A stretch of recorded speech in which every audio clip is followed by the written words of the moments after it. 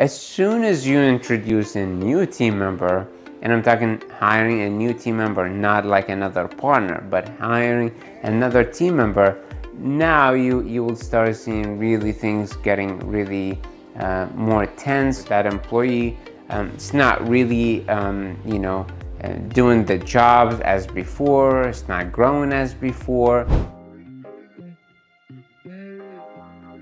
Hey everyone, so in today's video we're going to talk about hiring new team members, right?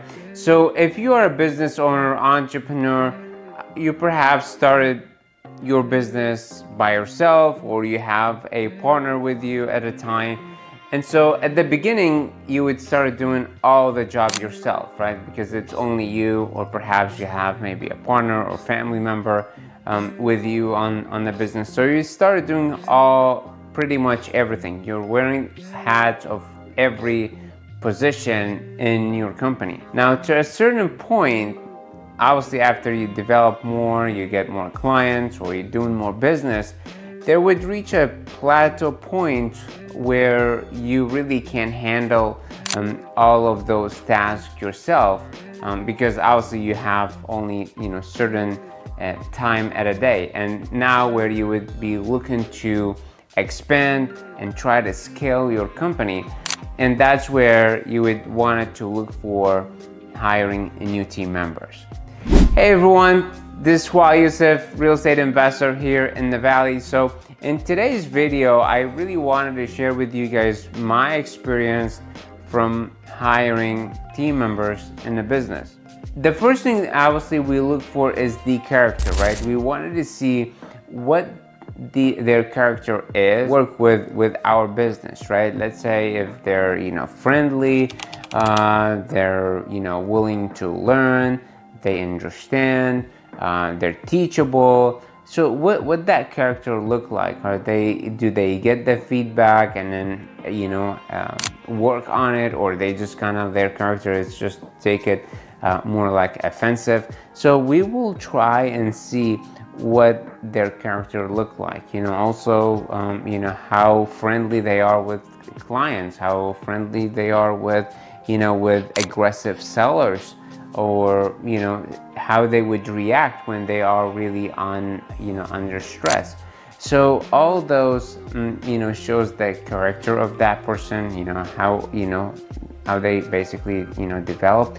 And again, it doesn't really matter if if they are in the US, or if they are, let's say, if we're hiring outside the US. Now, the second thing we look for is how committed they are to the job. This is such an important thing that I see when we hire. This is something that I really get now to focus on and look for, like how committed they are to the job. Simple task, and I wanted to see really how committed they are. And did they spend the time really to look the website for the company that they are going to work on, and they're going to spend like 8-9 hours a day in that company. So I wanted to see how committed they are. If they're coming to the interview and I have already sent them the company name, or even sometimes I purposely don't send them the company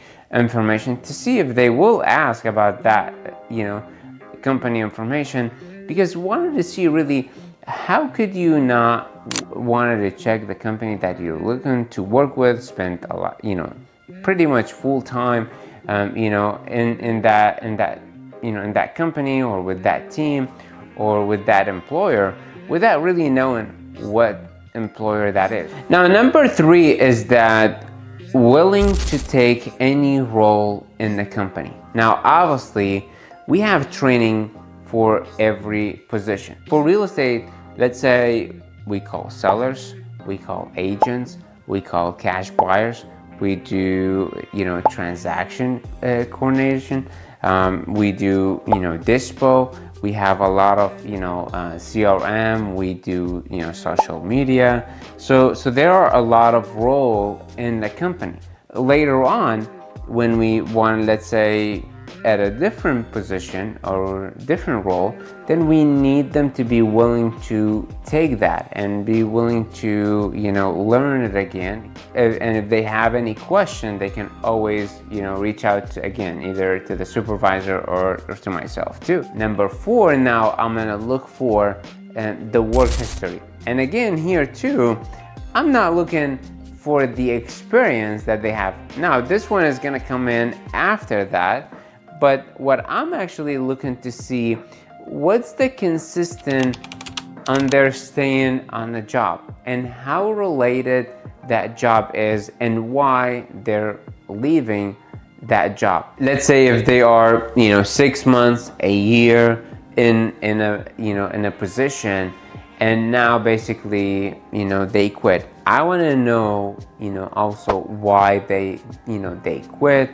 What was that the reason? Now, number 5, I'm gonna look for and see if they are willing to work with the team members. Not only if they're willing to work with the team members, I'm gonna look and see, and this is why I want to look for, check the work history, that what they did, to see also if they're willing to work with the team. This is such a big lesson I've learned from other team members.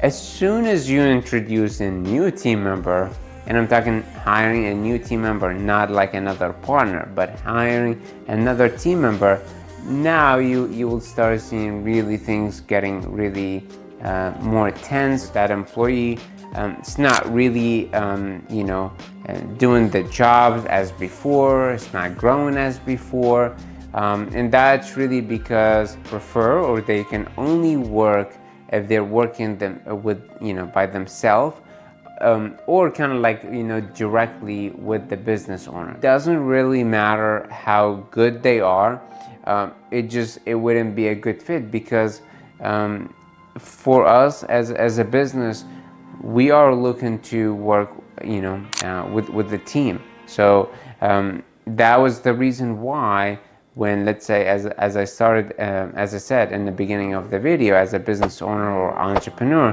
when you start yourself, but there's a certain plateau you will reach. Now you need to add team members. Those are really the 5 things that we look for when we looking to hire a team member or adding a team member to our team. We will basically look for what they have for the experience, and we'll share with them also what we are looking to offer. I hope that helped. I hope you benefit from those points. Again, if you have any question, please leave them in the comment. I'll be happy to answer any of your question or comment that you have. And again, thank you so much. This is Waleed Yousif, real estate investor here in the Valley. Thank you so much. Take care.